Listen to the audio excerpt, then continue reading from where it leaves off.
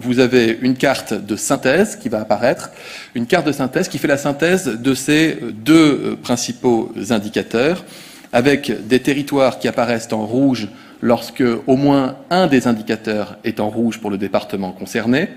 des cartes des départements qui vont apparaître en vert lorsque tous les indicateurs sont en vert dans les départements concernés, et puis encore des zones orange lorsque on est entre deux. Il n'y a pas d'indicateur rouge, mais il y a au moins un indicateur orange, c'est-à-dire que où il y a une pression épidémique, une circulation active du virus qui est encore au-dessus de l'attendu, ou les réanimations sont à un niveau de saturation qui est au-dessus des normes et des seuils que nous avons fixés.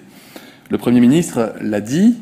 au moment de lever le confinement, il y aura des départements verts et des départements rouges. Mais considérant le fait que nous ne sommes pas dans de la prévision du 11 mai, mais de l'état actuel des choses aujourd'hui, que nous sommes amenés à affiner ces données, à les regarder évoluer jour après jour jusqu'à la fin de la semaine prochaine,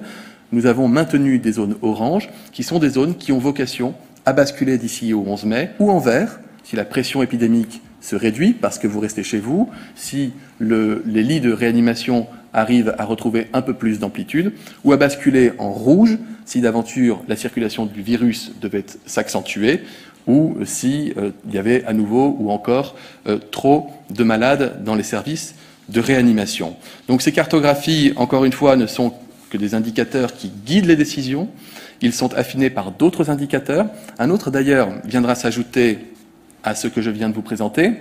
À partir du 11 mai, nous serons en mesure de vous présenter les nombres de tests qui sont réalisés par territoire. Vous savez que nous activons tous les laboratoires de ville, les laboratoires hospitaliers, les laboratoires vétérinaires, de recherche, de gendarmerie, de police, pour pouvoir être en mesure de tester tous les cas symptomatiques, de tester toutes les personnes contacts, avec un gros travail derrière pour faire ce qu'on appelle du contact tracing, c'est-à-dire aller repérer tout l'entourage proche des personnes qui seraient malades, de manière à les isoler, pour les protéger et protéger le reste de la population. Si d'aventure on devait s'apercevoir que le nombre de malades devient supérieur à ce que nous avions prévu de pouvoir tester sur un territoire donné, ça pourrait être une information importante et nous vous la communiquerions. Mais sachez que nous mettons tout en œuvre pour préparer notre pays dans la perspective du 11 mai. Nous rappelons l'objectif, être capable de tracer toutes les personnes symptomatiques, leurs cas contacts, d'être capable d'isoler les personnes